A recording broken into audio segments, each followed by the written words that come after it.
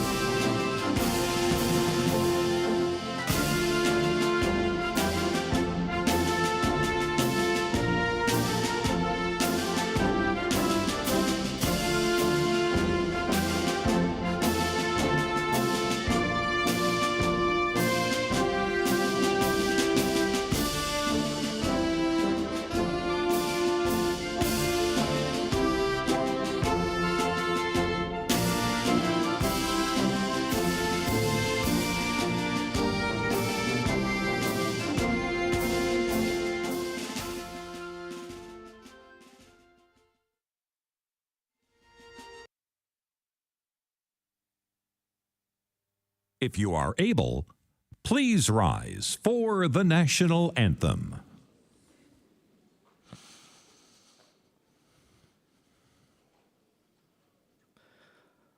Oh, can you see by the dawn's early light what so proudly we hailed at the twilight's last gleaming, whose broad stripes and bright stars through the perilous fight o'er the ramparts we watched were so gallantly streaming, and the rockets' red glare and the bombs bursting in air gave proof through the night that our flag was still there.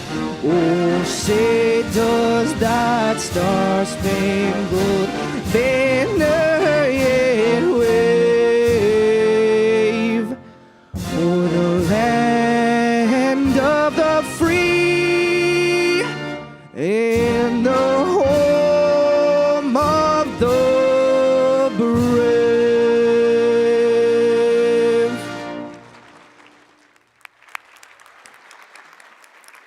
Please be seated. Thank you, Trent, for that beautiful rendition of our national anthem. Welcome, everyone. I am Sanja Feast-Price, Provost and Vice Chancellor for Academic Affairs here at the University of Michigan-Flint. On behalf of the Chancellor, the faculty, staff, and administration, it is my pleasure to welcome you to the April 2023 commencement ceremony. Please join me in recognizing members of the platform party. Please rise and be recognized.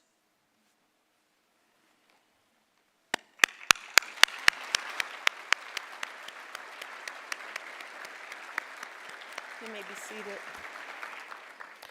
Now, it is my honor to introduce Deborah Dutta, Chancellor of the University of Michigan-Flint, who will share remarks to celebrate our graduates and their achievements.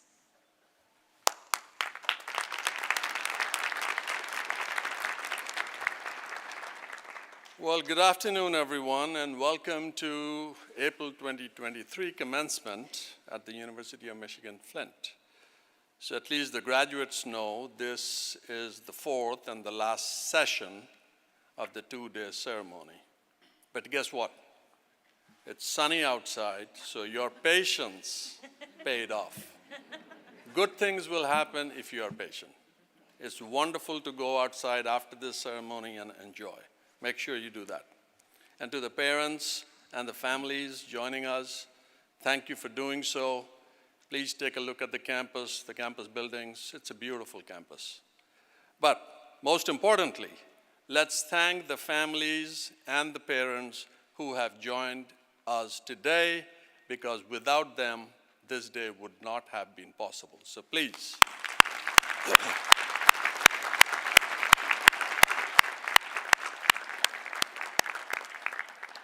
And graduates, now I'm speaking to you. Let's thank all the faculty who are here today and those who are not for the education, knowledge, and skills they have imparted you.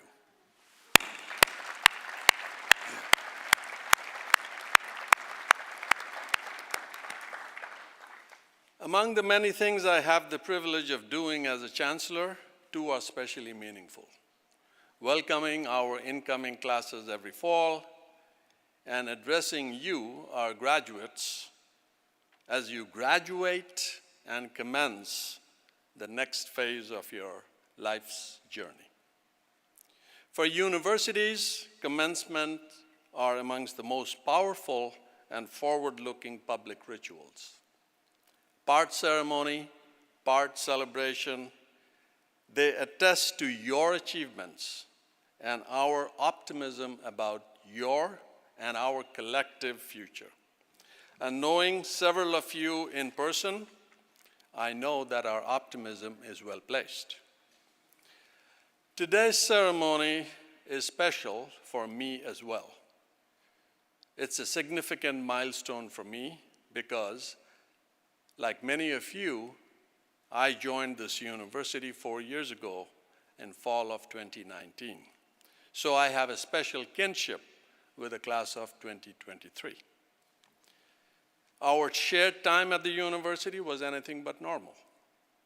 Our worlds were turned upside down because of a global pandemic. However, you and we persisted through all the challenges and obstacles, and here we are today, celebrating your graduation on a beautiful spring day.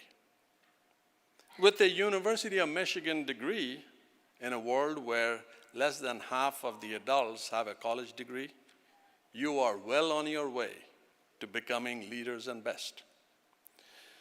So today and in the days ahead, you will hear, "Congratulations, you did it. We are so proud of you," many, many times.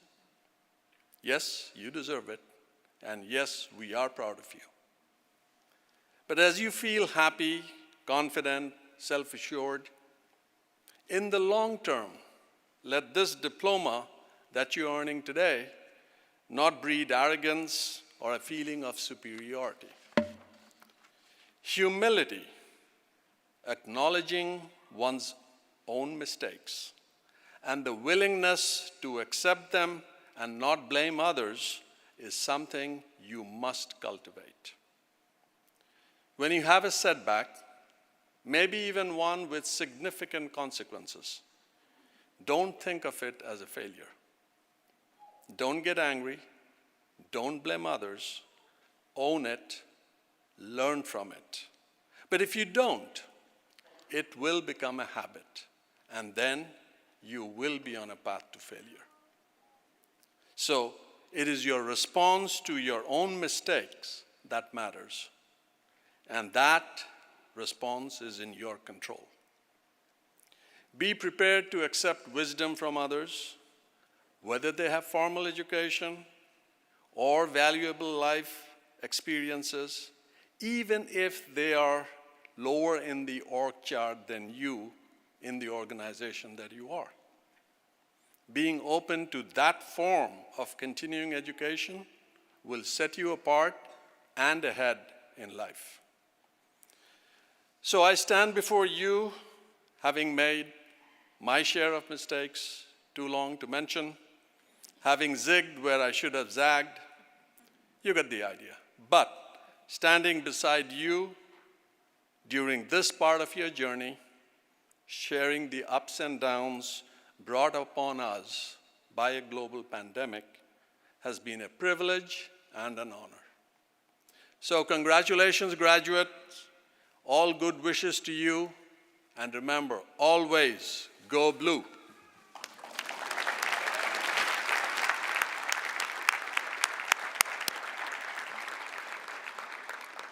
Thank you, Chancellor Dutta. Next, it is my privilege to introduce a keynote address from Chris Palazzolo, former President and Chief Executive Officer of Ascension Genesee Hospital and Ascension Providence Rochester Hospital. Mr. Palazzolo earned his Bachelor of Art degree in Business from Michigan State University. His career in healthcare spanned more than 45 years with executive leadership roles across multiple entities. During his nearly 20 years with Ascension, Mr. Palazzolo served the people of Michigan in executive roles in hospitals in Flint, Saginaw, Standish, Tawas, and Detroit. As an executive leader in healthcare, he was also afforded the opportunity to serve as a board member for several community-based organizations. We are proud to have him here with us today. Please join me in welcoming Chris Palazzolo to the podium.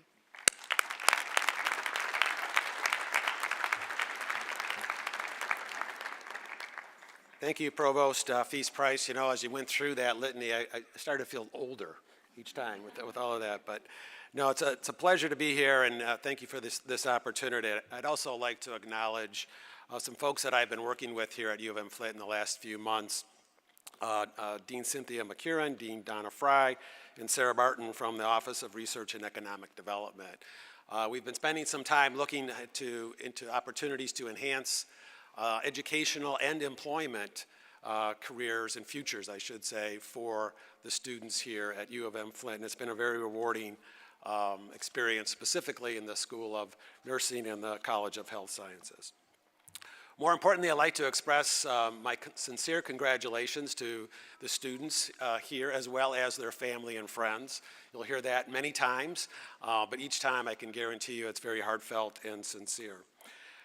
Many of my comments, just as a precursor, many of my comments, given my background and obviously comments to the School of Nursing graduates earlier today, will be health system based or clinically for those that are going into clinical careers, some of which will be applicable today, but I do understand that there are folks who will have clients or students instead of patients here in the audience, and but many of the themes that we'll talk about are relevant to all of those. So today is the ceremonial recognition of your accomplishments and signals a key inflection point as you move forward in the next step of your journey. You have all battled through an unprecedented period in our history characterized by a pandemic and the resultant economic recovery efforts, which are significant in the healthcare industry, leading to a number of shortages. All the while, you stayed focused on your goals and are now prepared to be part of the solution so critically needed in the healthcare delivery system throughout this country, and I would say education system as well. My intent today is to offer you a few observations gathered in my 47 years of service in the healthcare setting that may serve to support your assimilation into provider roles, caregiver roles, teacher roles, and the like. You have chosen a very special set of professions that will allow you to make an immediate difference in the lives of others, as well as optimize the health and educational status of a given community. Your liftoff point into the world of healthcare, those of you going into healthcare, could not come at a more dynamic time. We have arrived at the crossroads of advancements within such areas as technology, including such things as shared electronic records, implantable devices that are smaller, smarter, and last longer, the proliferation of robotic surgery, new pharmaceuticals to allow for the expansion of precision medicine, expanded research funding to address issues within cancer, heart disease, and many other chronic conditions. Artificial intelligence that leverages predictive algorithms that will drive individual care plans. Other areas of development include where the services are delivered. So innovation in that regard includes such things as surgeries being done on an outpatient or in ambulatory surgery centers that previously were inpatient procedures, resulting in long lengths of stay. Virtual and remote care. Much of this, we were in that business, if you will, prior to the pandemic, but the pandemic pushed it further and pushed the boundaries of virtual care to a point that none of us ever anticipated. In a positive way, the results have been remarkable. An emphasis on wellness. So this is a reoccurring theme in our talk today, largely around it has taken some time for folks in the healthcare business to focus on wellness, keeping people well, as a way to optimize their health, lower costs, and contribute to the well-being of a given community. That all starts with the primary care physician as the base of the pyramid.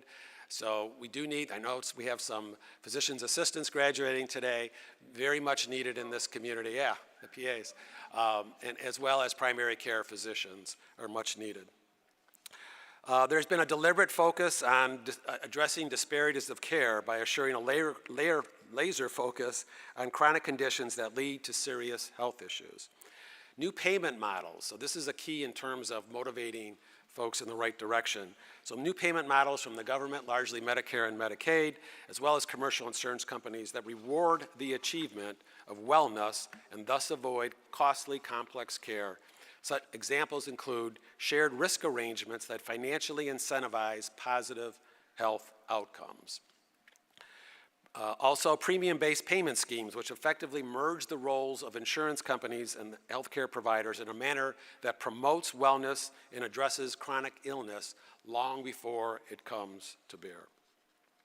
Simply put, we have arrived at the critical intersection of simultaneously trying to improve the following: patient quality by assuring optimal outcomes, patient safety, above all, keep your patients safe, patient experience, be efficient, kind, and compassionate.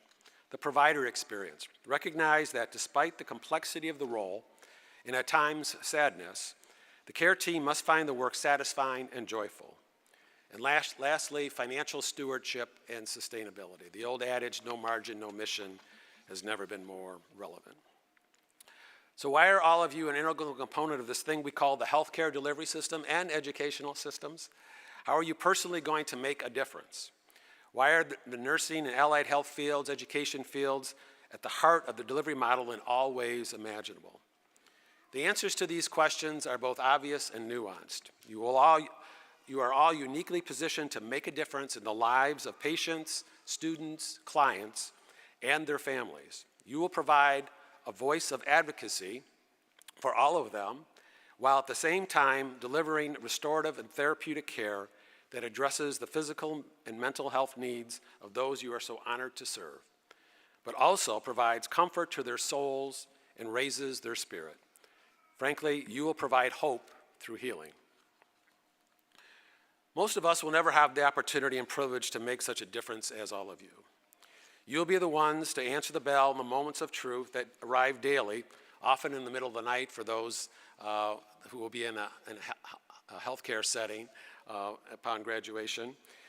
Clearly, your patients, students, and clients will look to you for the skill and expertise, but will also need compassion, a caring predisposition, and above all, empathy. So how do we achieve empathy? The golden question. Understand what your patients, students, and clients are going through. Despite the distractions, get to know all of them and their families on a personal level. Anticipate their needs before they become obvious. And lastly, at all times, advocate for and keep your patients, clients, and students safe. So what words of encouragement and advice do I have for you today as you head down this fabulous journey in store for you? So just to pause there, I told this to the crowd this morning. Yesterday I attended a commencement at another university as a spectator, and the keynote speaker stood and said, a lot of people are going to give you advice and counsel, unsolicited advice and counsel. And keynote speakers always want to give advice and counsel. that's the worst thing possible because it's unsolicited, which means it's not worth much. So I scratched my head and said, how am I going to change my speech for tomorrow and try and give advice but not call it advice? So beyond the education, training, and technical expertise you all have worked tirelessly to achieve, what else matters and will serve to differentiate you in the future, not only as a caregiver or educator, but perhaps also as a leader in the healthcare industry or in the education industry? In her book entitled Grit, author Angela Duckworth advises to not allow an obsession with talent acquisition distract you from the power of perseverance, and don't underestimate the power of grit to help you achieve your potential. Specifically, Duckworth offers that you can grow grit in two ways. One, you can grow your grit from the inside out. You can cultivate your interest. You can develop a habit of daily challenge-exceeding skill practice. You can connect your work to a purpose beyond yourself, and you can learn to have hope when all is lost. Secondly, you can also grow grit from the outside in. Parents, coaches, teachers, bosses, mentors, and friends are so vitally important. Developing your personal grit depends critically on other people. So here's where the advice begins, but I'm calling it observations that I anticipate are needed in healthcare and education, and these are attributes that I've observed that have been successful in the past. And so this is very important as you begin your journey, and that if you practice these, it should propel you to be problem solvers for future populations. Number one at the top of the list, and there's going to be 11, but they'll go fast, trust me. At the top of the list is integrity. At all costs, maintain your values and your sense of purpose. 2, be a sponge in your thirst for knowledge, always looking to learn and expand your base of information.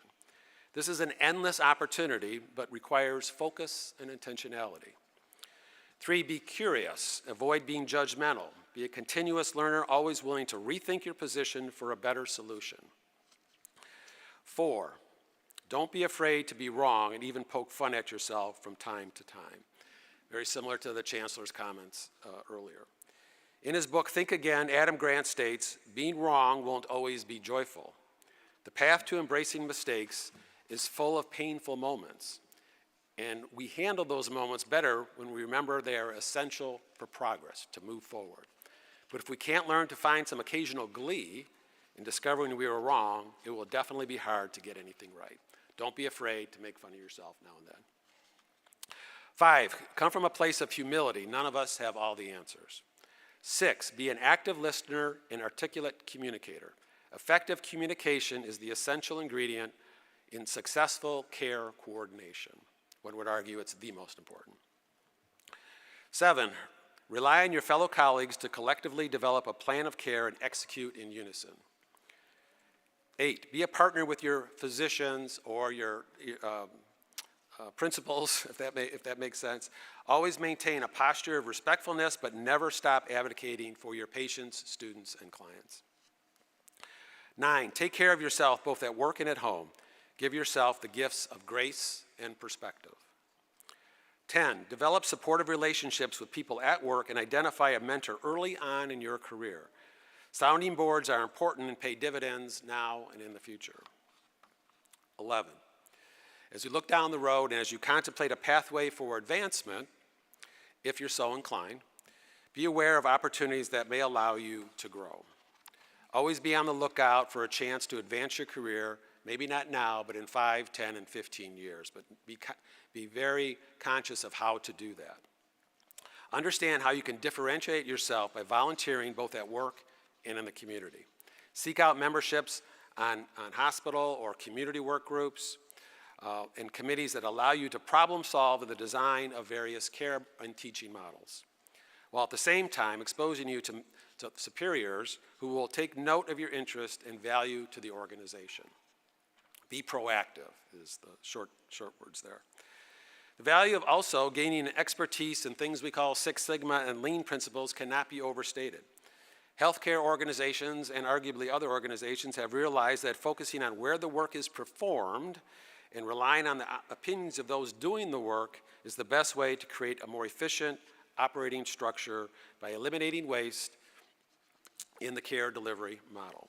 Future leaders will be well-versed in these principles and thus perfectly positioned to create lasting systemic solutions to complex problems. In the current environment, the value of a Six Sigma green, yellow, or black belt is held in high esteem. So lastly, now it's your turn. It's your time to shine. You're all moving from the on-deck circle, literally, to the batter's box, another sports metaphor that I enjoy using now and then. All of you have had both the honor and responsibility to be stewards of care in the community now and regardless of where you will call home in the future. Be persistent and resilient at the same time. Most importantly, don't overcomplicate matters and trust your instincts. Remember, in many ways, you're responsible for advancing the health of the community by healing the body, mind, and spirit and with all those with whom you come in contact. You will not be alone in this journey. Trust your colleagues and approach your daily challenges with a coordinated team effort that recognizes the needs of your patients, students, and clients, and each other. Again, congratulations to all of you, and thank you for this opportunity to speak today.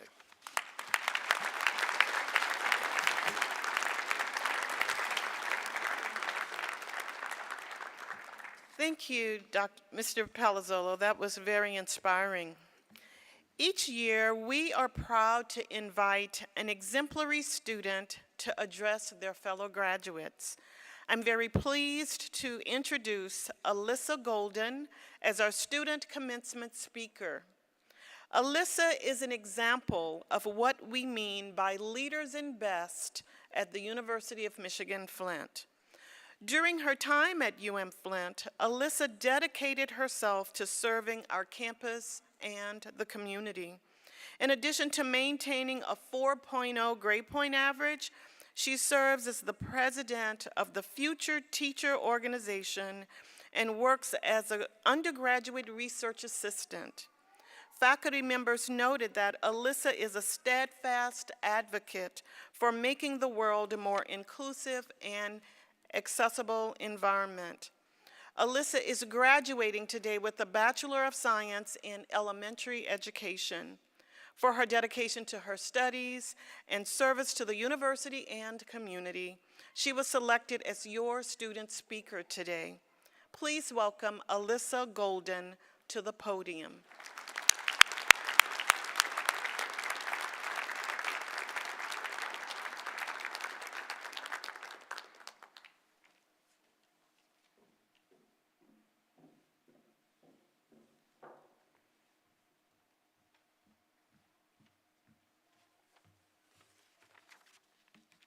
Hello, everyone. Dear fellow graduates, today marks a significant milestone in our lives. We have worked tirelessly to get here, and it is a proud moment for us all. I am honored to be standing before you today as we celebrate our achievements and reflect on our journeys. As we leave this chapter of our lives and embark on new adventures, I'd like to share with you a piece of advice that has been pivotal in my growth. It's a simple concept, and that is the power of saying yes. Now, when I say yes, I don't mean blindly agreeing to anything and everything that comes your way.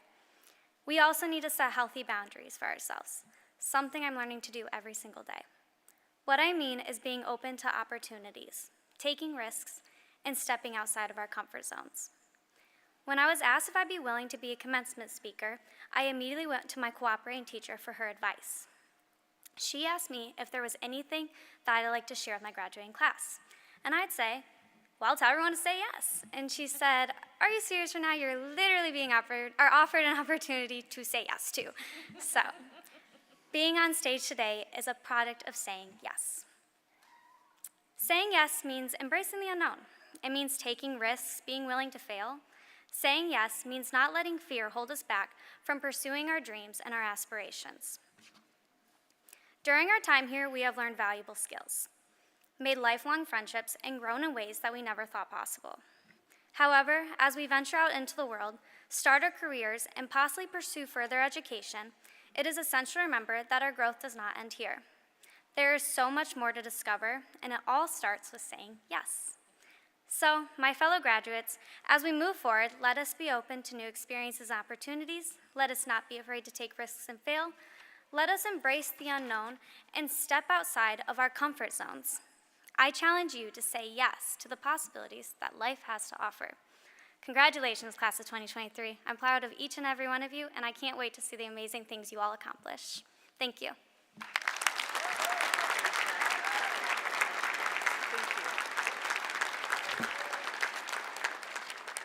Thank you, Alyssa. Now we will recognize our honor students.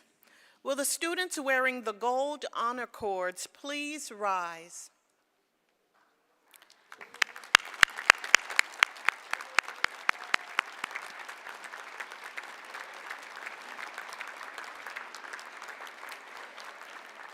It is customary in commencement ceremonies to give special recognition to those students who have achieved an overall grade point average that qualifies them to be recognized as graduating with honors.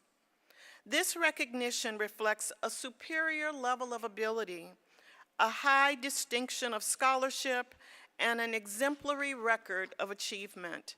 Please join me once again in congratulating the honor students on their achievements.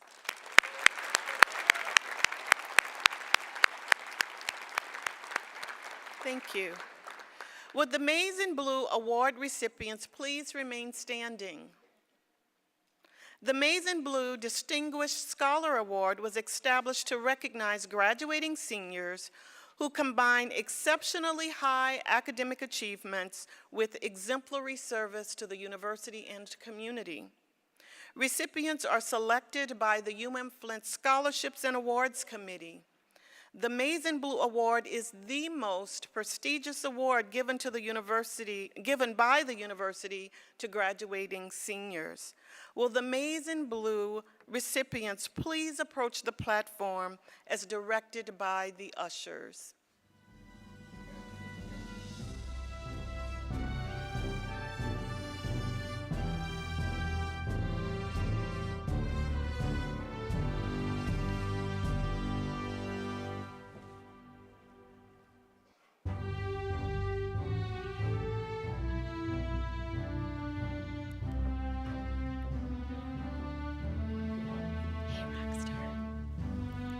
Alyssa Golden.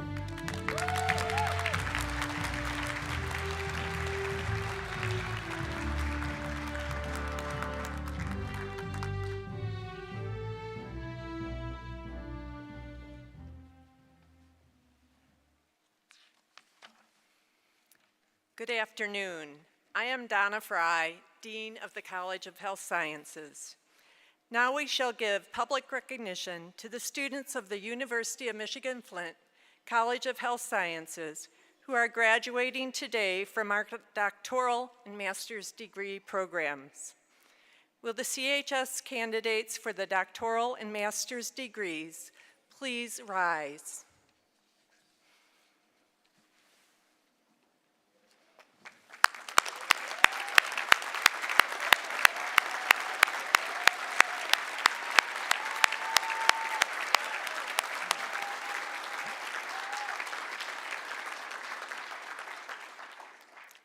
Chancellor Dutta, on the recommendation of the faculty of the College of Health Sciences, I present these candidates to you and recommend them upon completion of their respective courses of study.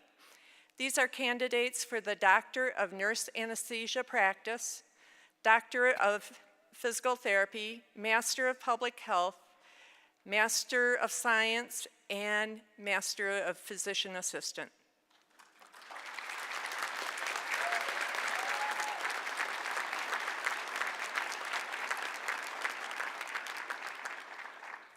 Thank you, Dean Fry. By the authority of the state of Michigan, vested in the regents of the university, and by them delegated to me, the degrees for which you are candidates, together with all rights, privileges, and responsibilities pertaining thereto, will be conferred upon you as recommended by your faculty. In recognition of this accomplishment, you will receive your diploma cover and be arrayed with the appropriate hood. Will the College of Health Sciences candidates for doctoral and master's degrees please come forward as directed by the ushers?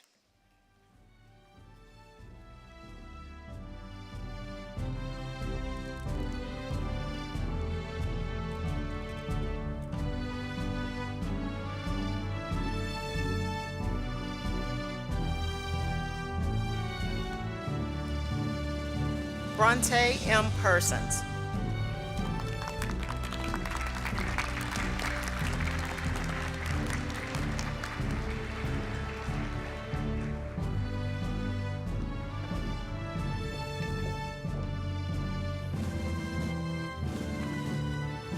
Donovan J. Early.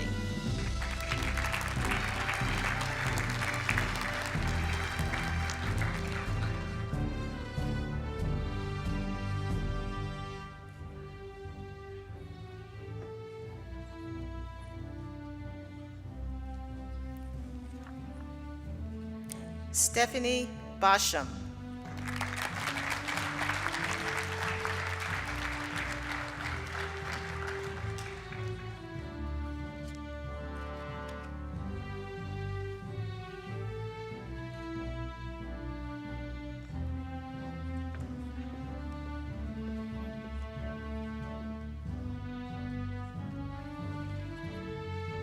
Tracy Weaver.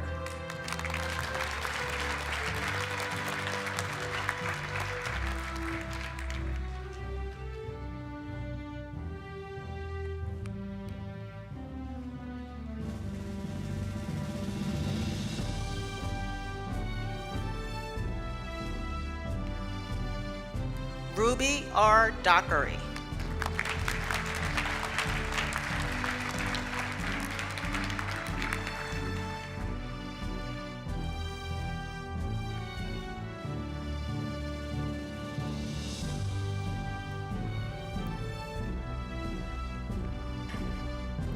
Gargi Chalksey.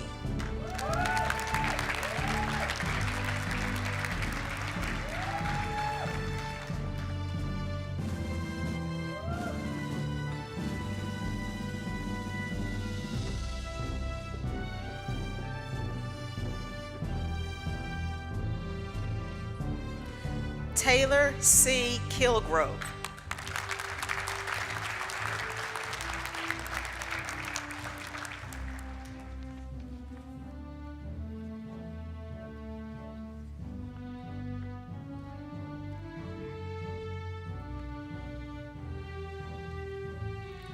Robert E. Hiley.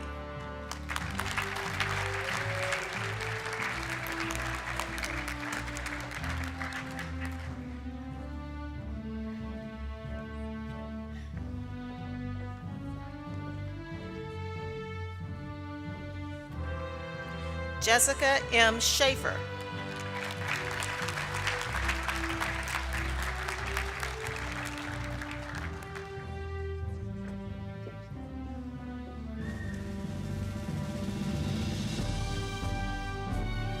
Chelsea Loudermilk.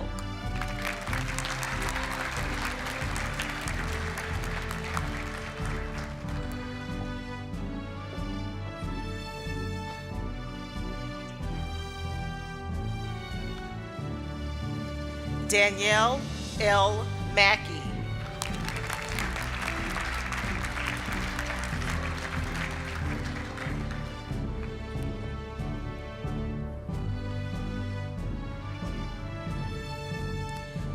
Jacqueline M. Fontaine.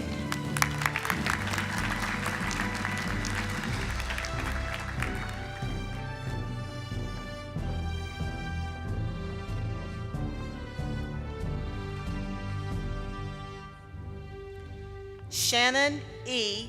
Fedorovas.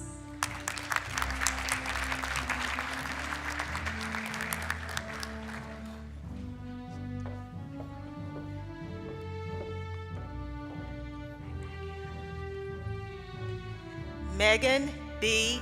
White.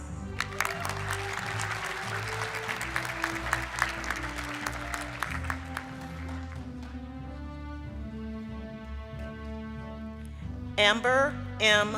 Mock.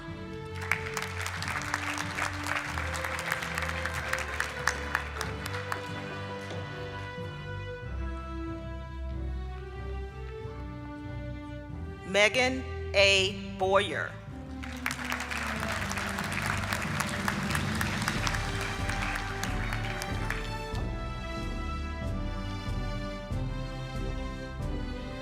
Sarah Thurston.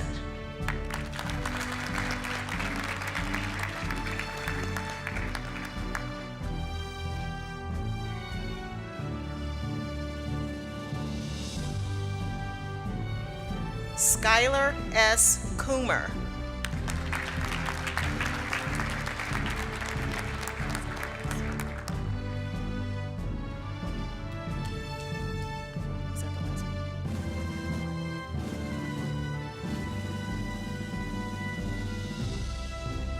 Suzanne DuPont.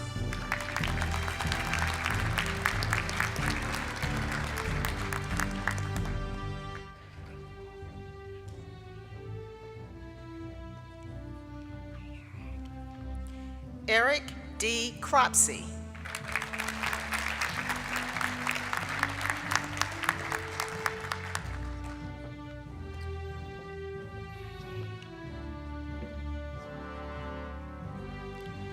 Jacob Daigle.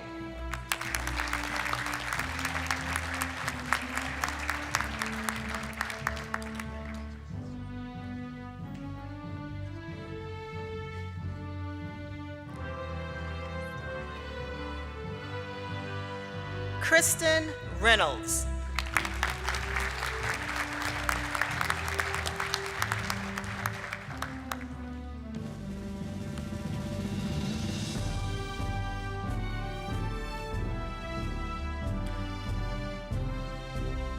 Jordan Hutchinson.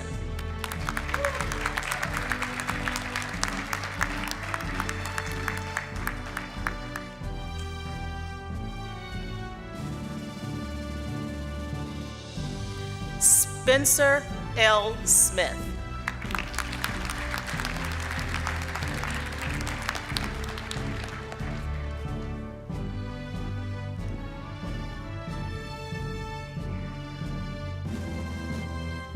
Erica G. Trevino.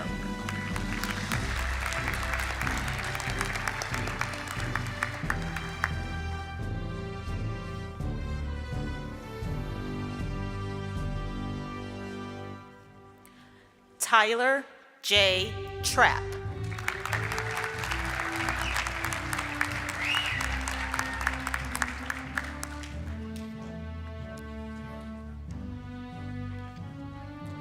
Anik Kuthelia.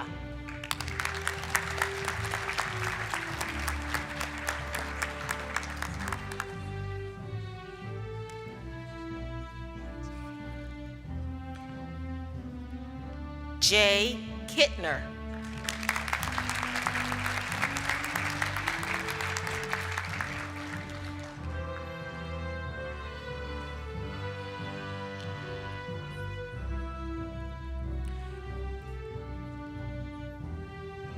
Christopher LaGraff.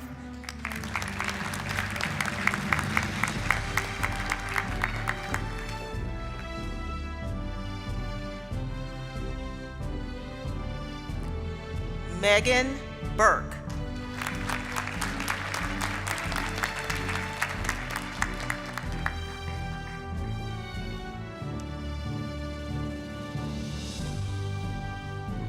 Katie Gibson.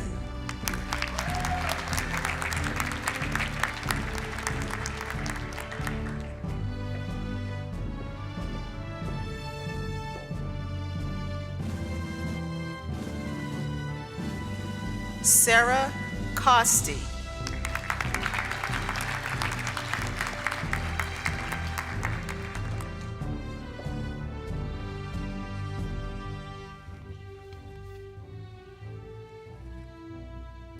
Lauren Hamlin.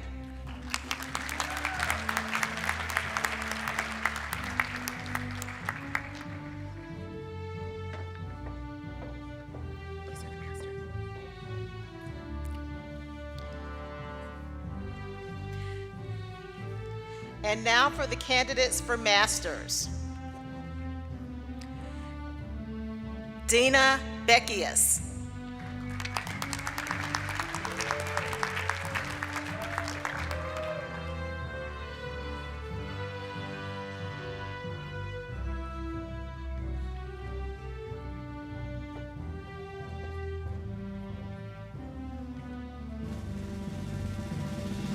Hannah Theodorovich.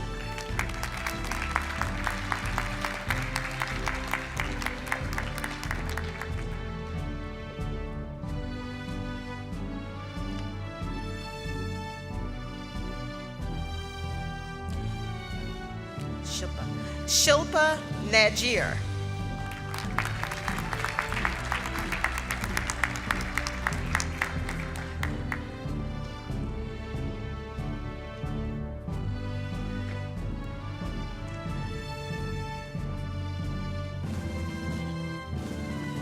Marcella Lester.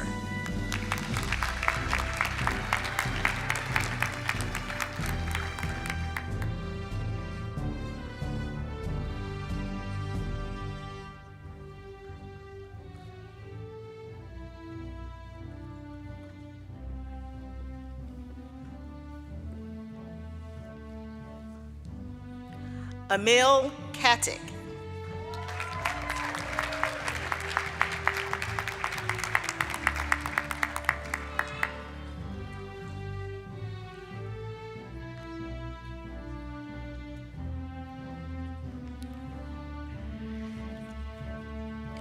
Joey Hodson.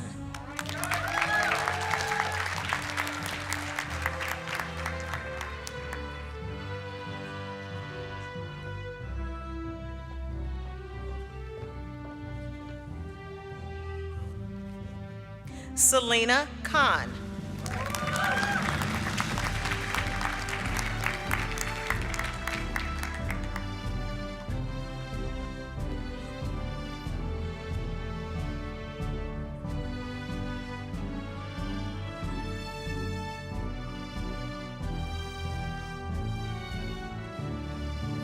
Ashley Mattern.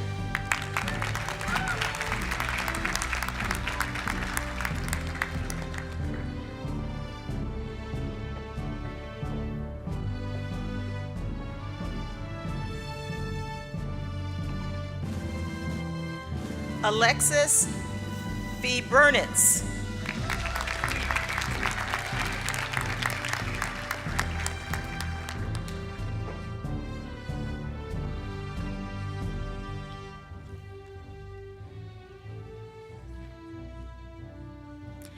Gina Mai.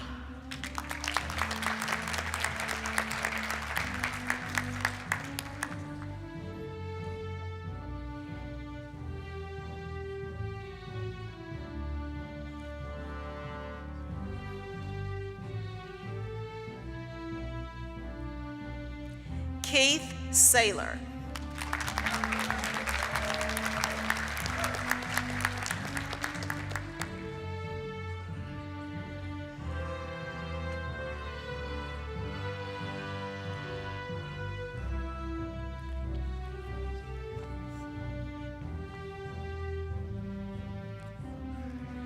Timothy Jacobson.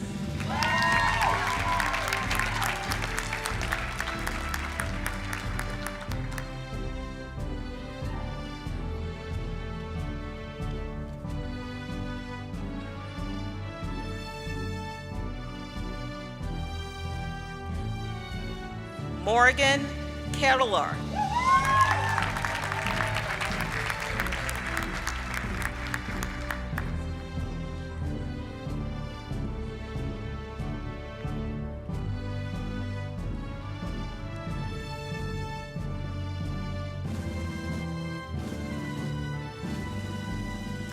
Courtney Eckhout.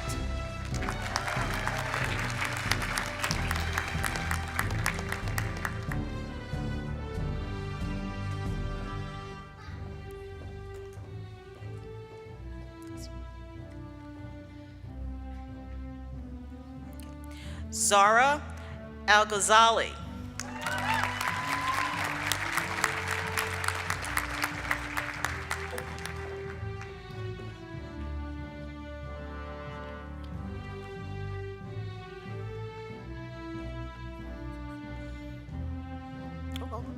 Emily Berry.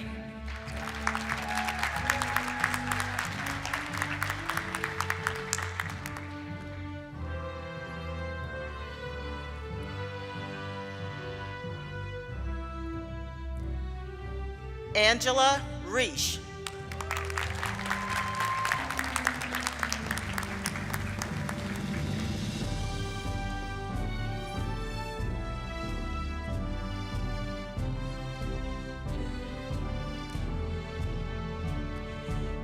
Shurin Insangi.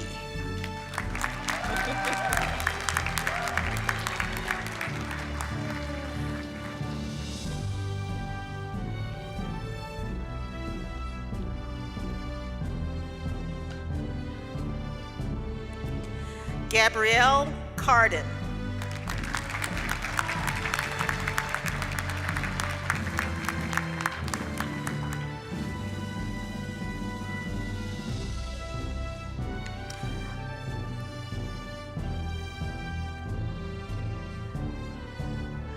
Laura Versitinos.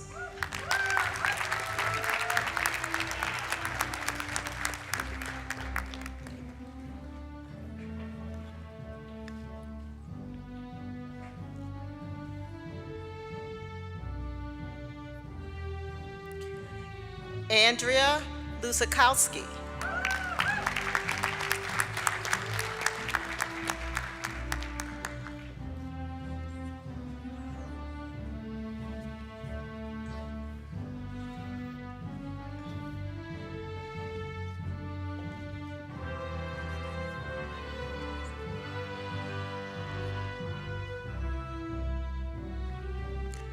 Selena Kawar.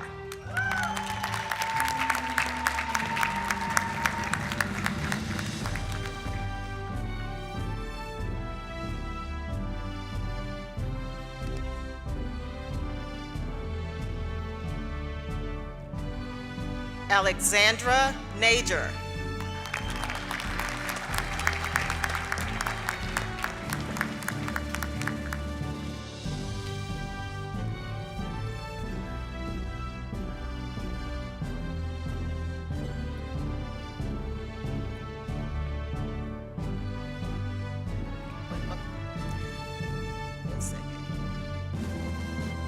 Noor Al-Sali.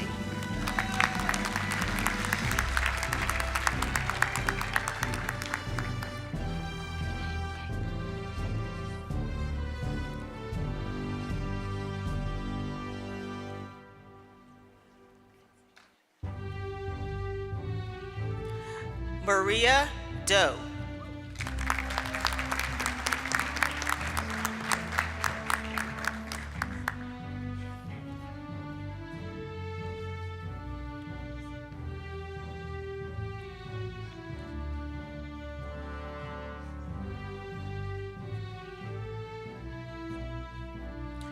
Megan Marucci Richardson.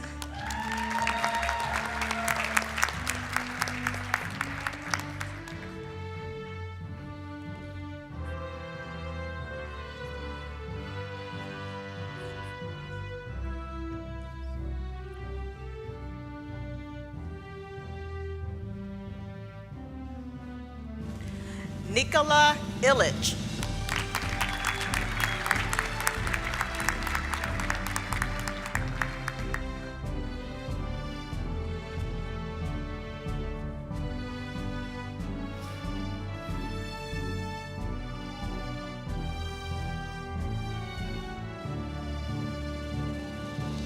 Sarah McIntyre.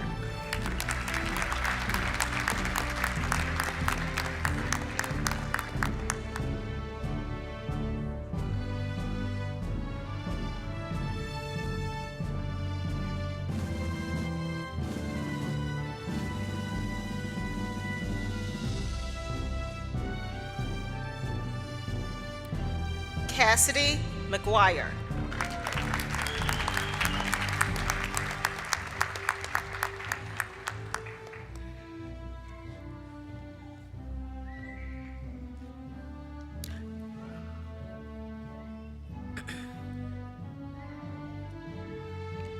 Arlie Zimmerman.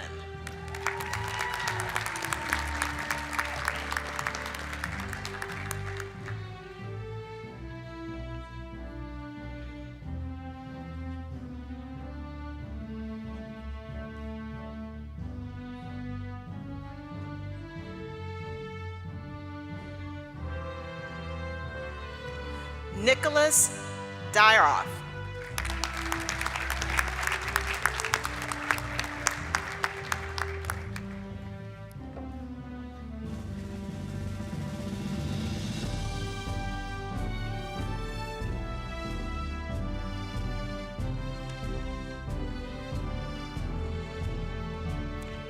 Rebecca Fulisi.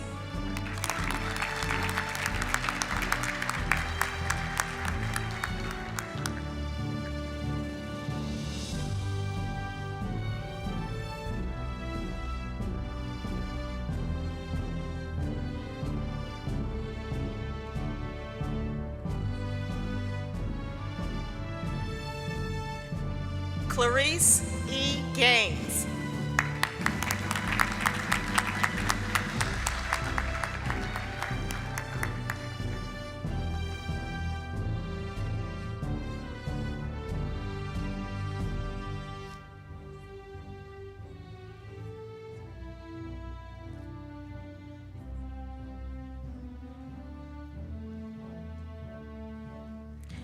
Brittany N. Jones.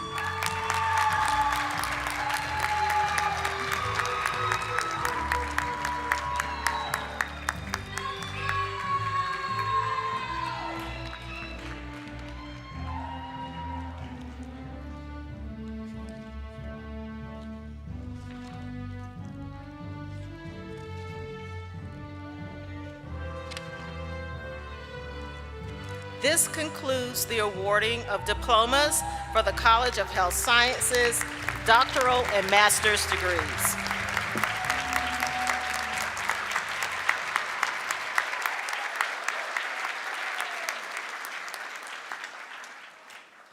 Good afternoon. My name is Beth Kibitsky, and I am the Dean of the School of Education and Human Services. Now we shall give public recognition to the students of the University of Michigan-Flint School of Education and Human Services who are graduating today from our doctoral, specialist, and master's degree program. Will the SEHS candidates for the doctoral, specialist, and master's degree please rise?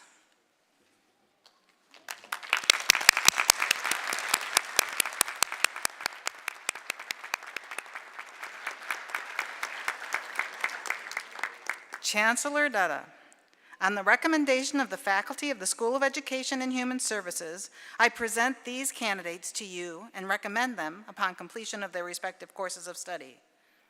These are the candidates for the Doctoral of Education, Education Specialist, and Master's Degree of Arts degrees. Thank you, Dean Kibitsky. By the authority of the state of Michigan, vested in the regents of the university, and by them delegated to me, the degrees for which you are candidates, together with all rights, privileges, and responsibilities pertaining thereto, will be conferred upon you as recommended by your faculty. In recognition of this accomplishment, you will receive your diploma cover and be arrayed with the appropriate hood. Will the SEHS candidates for doctoral, specialist, and master's degrees please come forward as directed by the usher?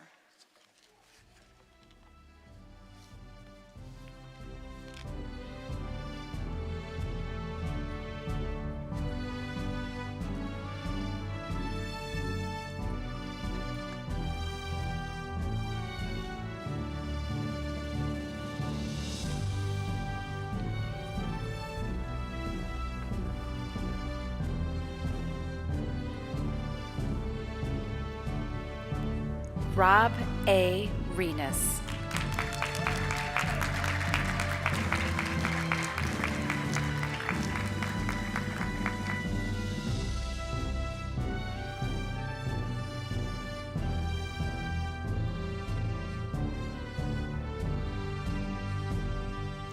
Ashley G. Booker.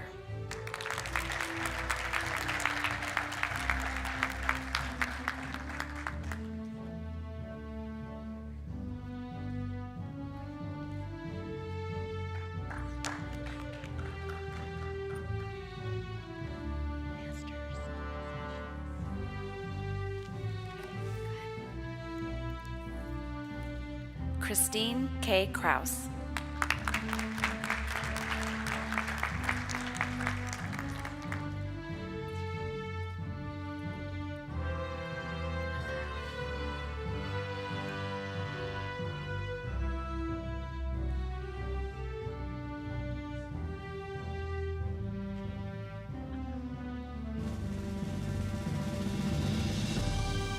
Jason A.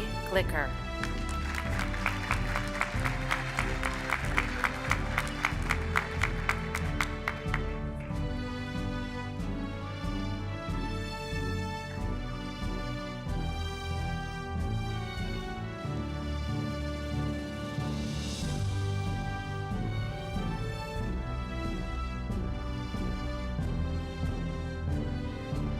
Rita P. Jones.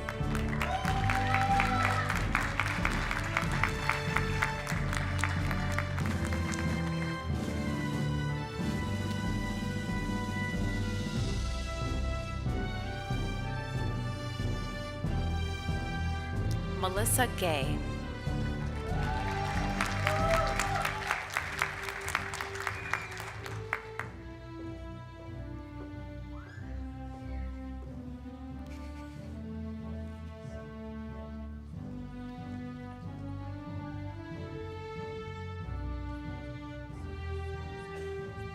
Jessica M. Huffman.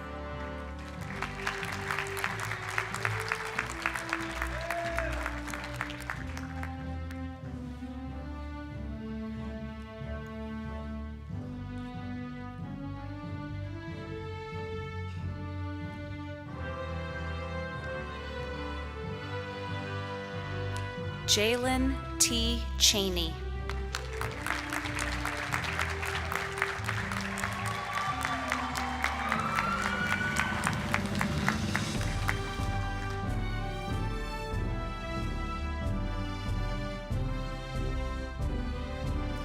Eric L. Hayes.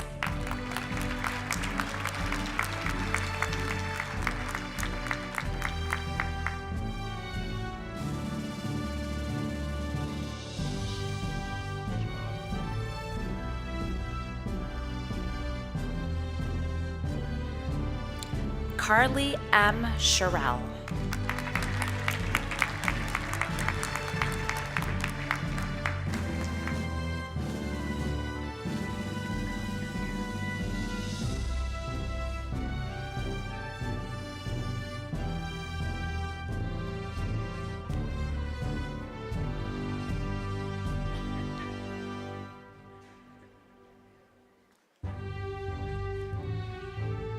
Katrina M. Conley.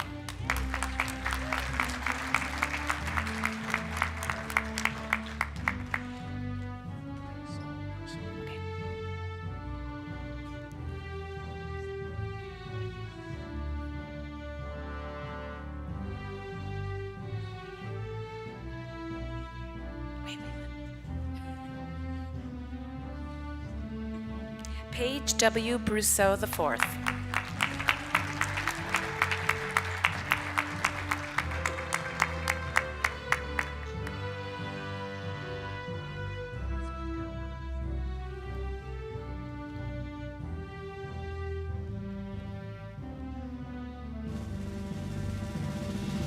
Kai A. Switala.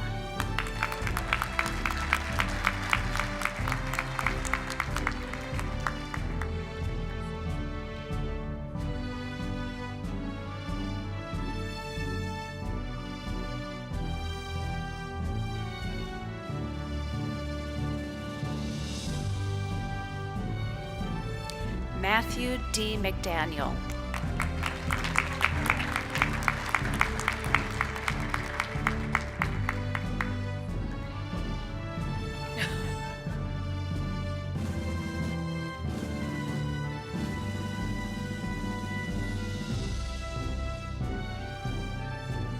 Vashan Lenice Strong.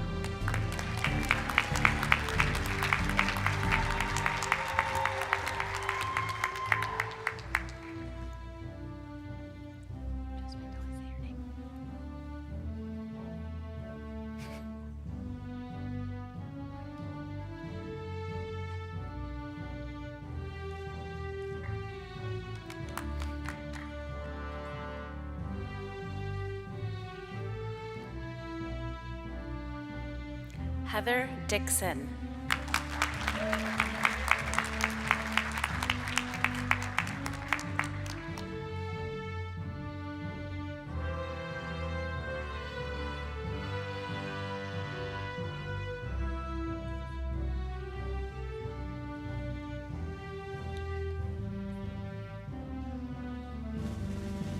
Tasneem M. Ahmed.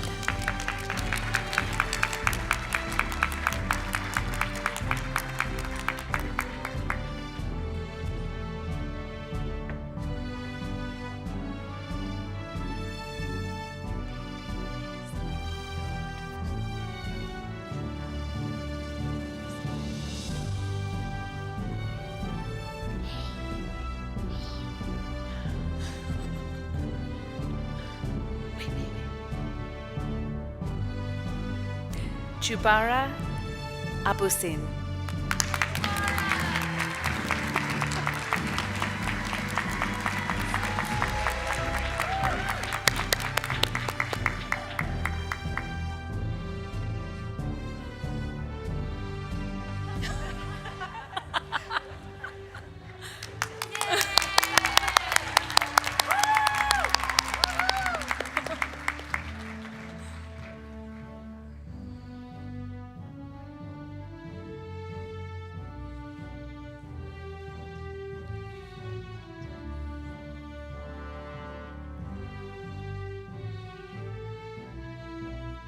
Marissa J. Pruitt.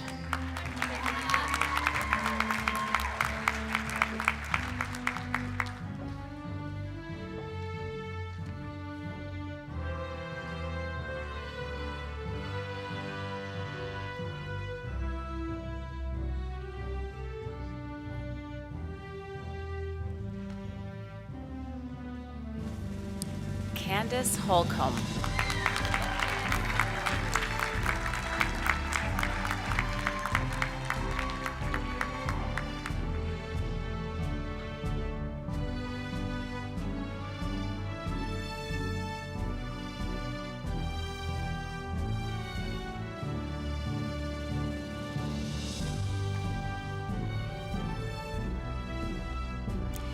And this concludes the awarding of diplomas for the doctoral, specialist, and master's degrees.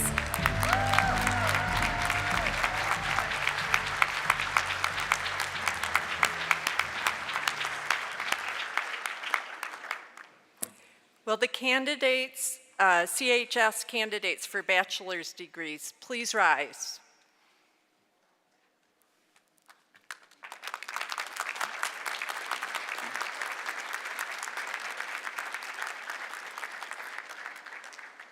Chancellor Dutta, on the recommendation of the faculty of the College of Health Sciences, I present these candidates to you and recommend them upon completion of the respective courses of study for degrees in the College of Health Sciences.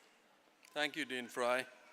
By the authority of the state of Michigan, vested in the regents of the university, and by them delegated to me, the degrees for which you are candidates, together with all the rights, privileges, and responsibilities pertaining thereto, will be conferred upon you as recommended by your faculty.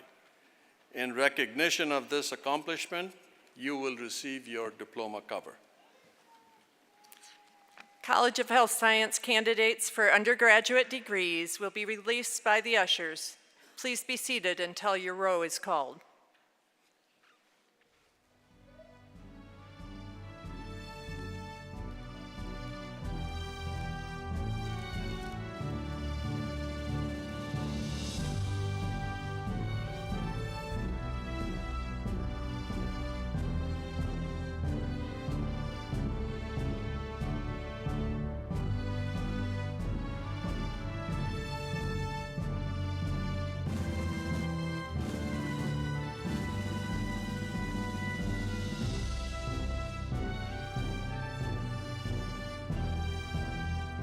Peyton Sayer.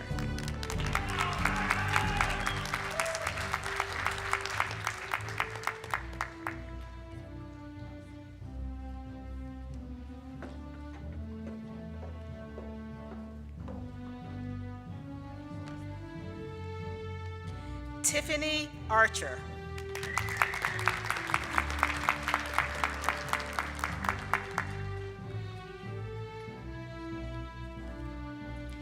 Bailey Harper.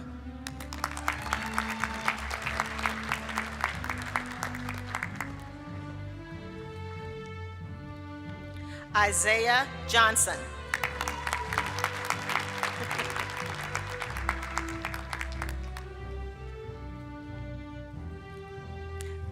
Lindsay Trainer.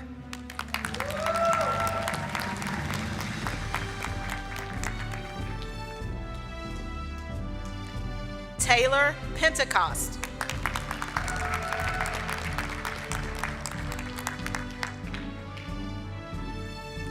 Ashley Allen.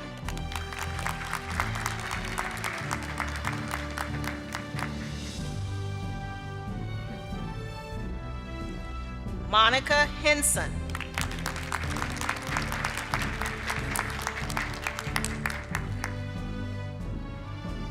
Katie Stratman.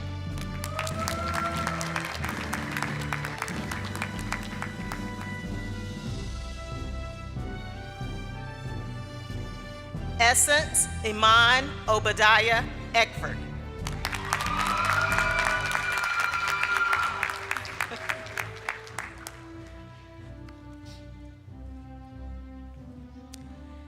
Angela Busoni.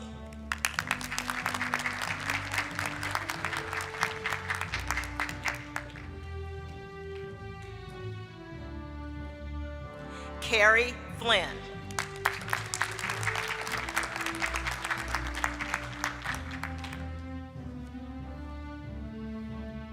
Nicholas Clays.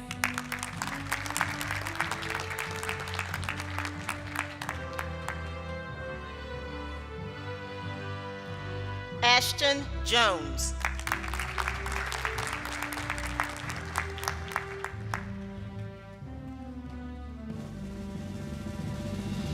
Megan Oda.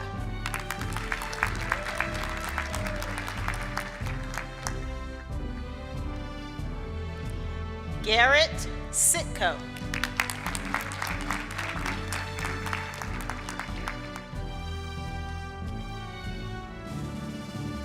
Curtis Smith.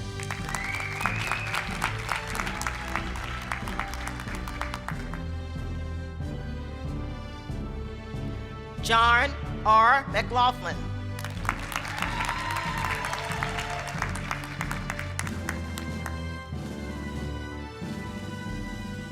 Hannah Ferguson.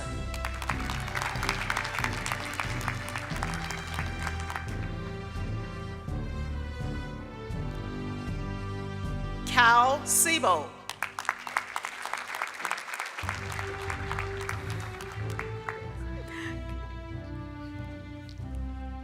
Maiko McGovern. Michael McGovern.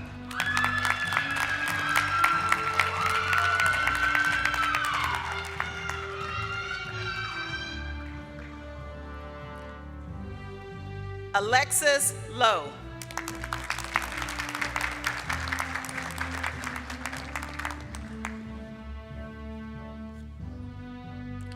Jordan McNaughton.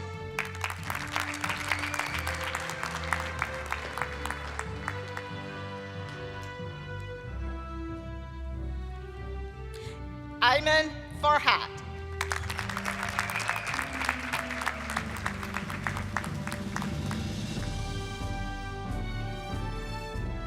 Catherine Rahula.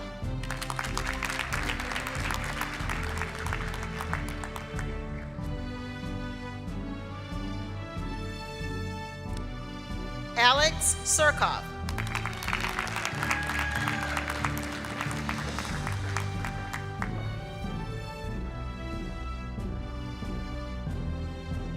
Jasmine Phillips.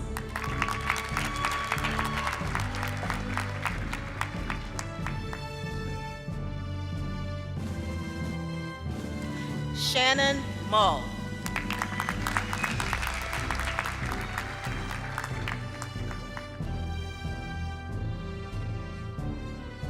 Jenna Casey.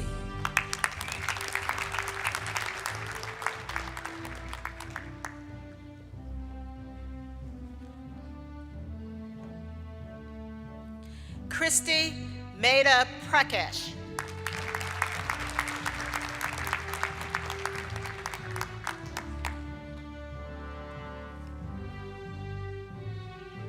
Andrew Boren.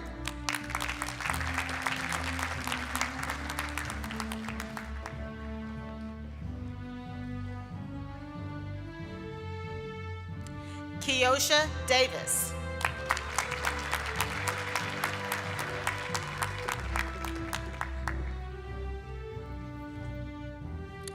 Diana Bynum.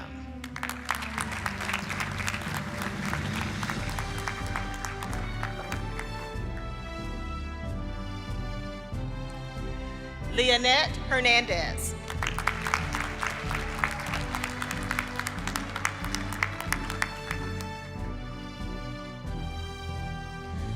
This concludes the awarding of diplomas to graduates of the College of Health Sciences.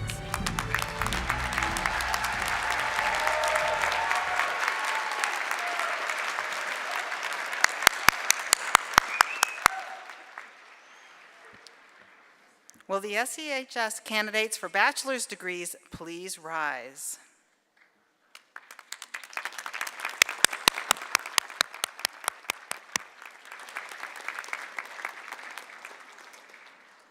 Chancellor Dutta, on the recommendation of the faculty of the School of Education and Human Services, I present these candidates to you and recommend them, upon completion of their respective courses of study, for degrees in the School of Education and Human Services. Thank you, Dean Kibitsky. By the authority of the state of Michigan, vested in the regents of the university, and by them delegated to me, the degrees for which you are candidates, together with all the rights, privileges, and responsibilities pertaining thereto, will be conferred upon you as recommended by your faculty. In recognition of this accomplishment, you will receive your diploma cover. SEHS candidates for undergraduate degrees will be released by the ushers. Please be seated until your row is called.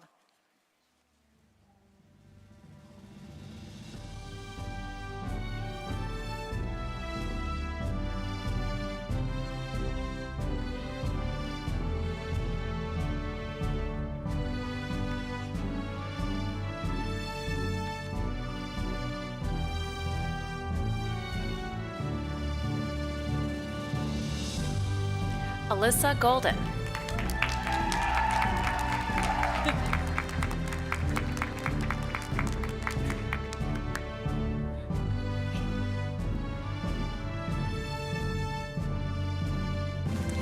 Natalie K. Lauren.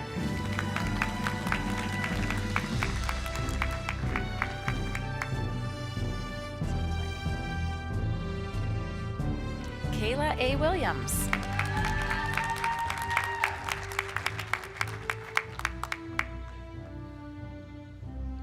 Emily McCollum.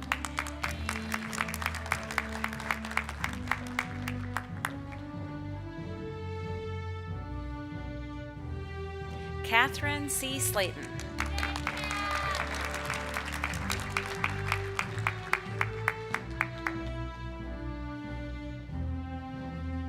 Anna K. Terrio.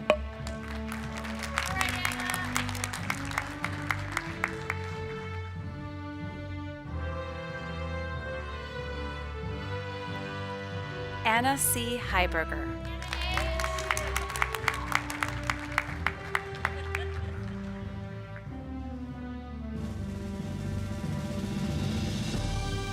Zeta L. Patterson.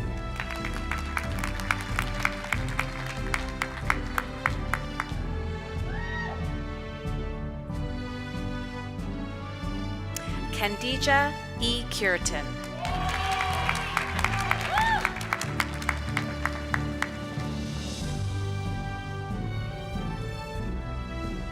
Elizabeth M. Heavner.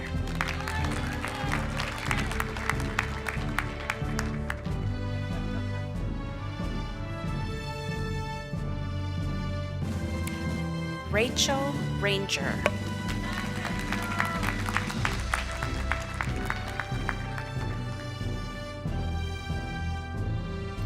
Emma L. Gray.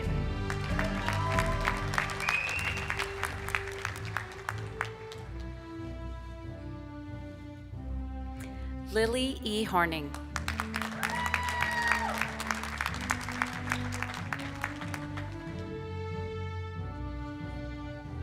Taylor M. Boone.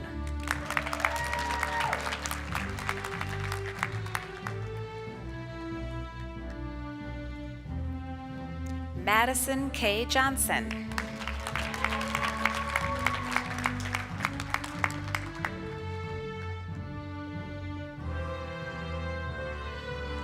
Emily S. Jackson.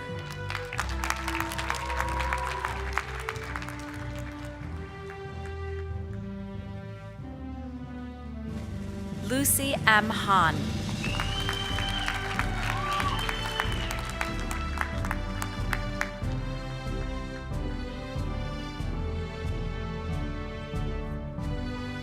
Sabrina C. Searles.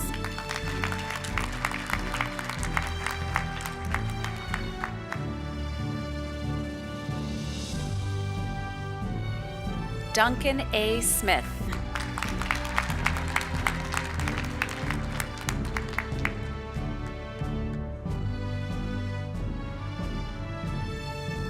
Hanami Ki Fath.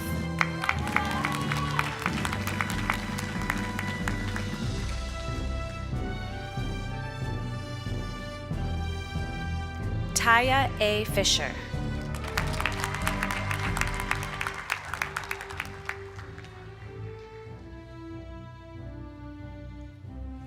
Lois E. Jones.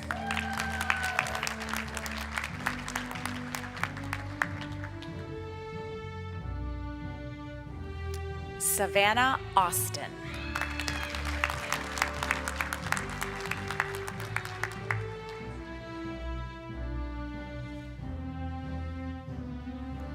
Jaden M. Tracy.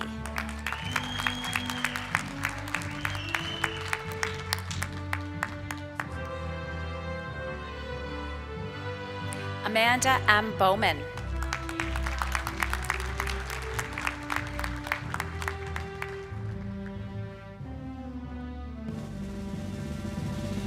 Liliana D. Castillo.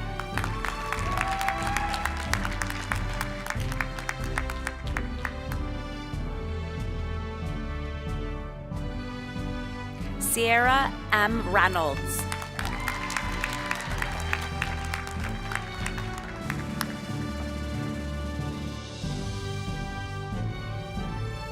Alicia M. Frank.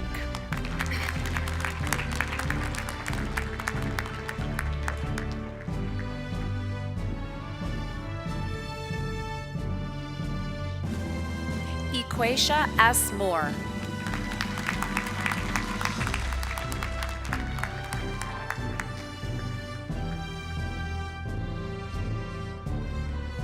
Rhonda M. Nelson.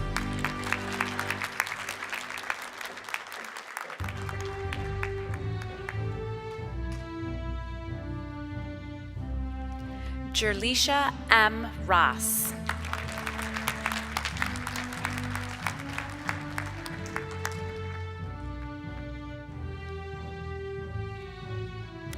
This concludes the awarding of diplomas to graduates of the School of Education and Human Services.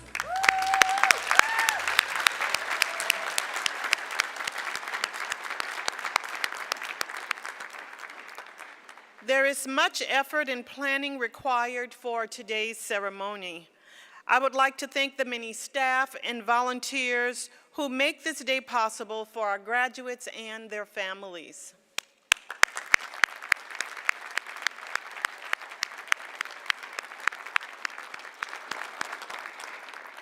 We celebrate and honor our extraordinary graduates with sincerity and enthusiasm, recognizing the commitment and perseverance required to achieve their degrees. Let us give a round of applause for these exceptional graduates.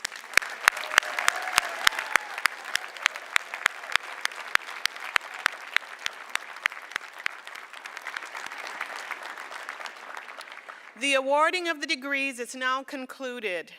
It is time for the turning of the tassel. Graduates, please rise.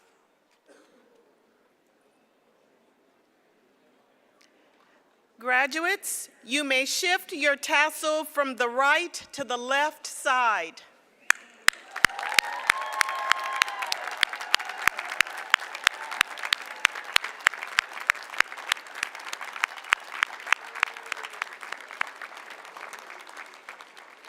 I now welcome Brian Berry, proud UM-Flint alum, to the podium to induct our graduates into the Alumni Association of the University of Michigan.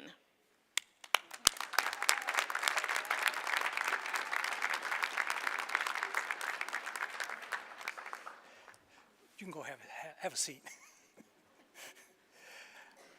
I am indeed a proud alumnus of the University of Michigan-Flint, College of Arts and Sciences, Master of Public Administration program, class of 1985.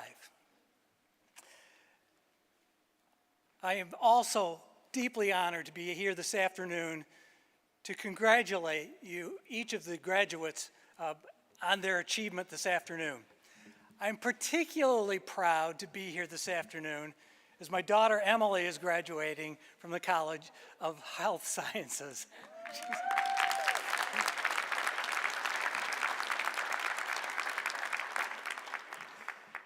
Today you are joining a network of over 650,000 alumni located in 180 countries around the globe. You have invested a great deal in your education and made many sacrifices along the way. Be proud of what you have accomplished. May your dreams continue to come true. Congratulations, you are now officially inducted as graduates into the Alumni Association of the University of Michigan. Now all together, go blue!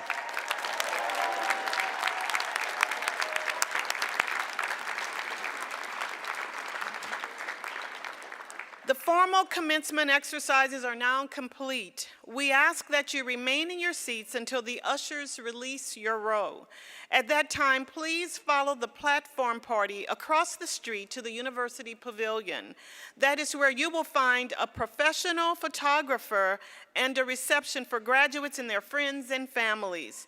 This will allow our staff to prepare this space for tomorrow's event. Once again, congratulations to all of our graduates. We are so proud of you. Go Blue!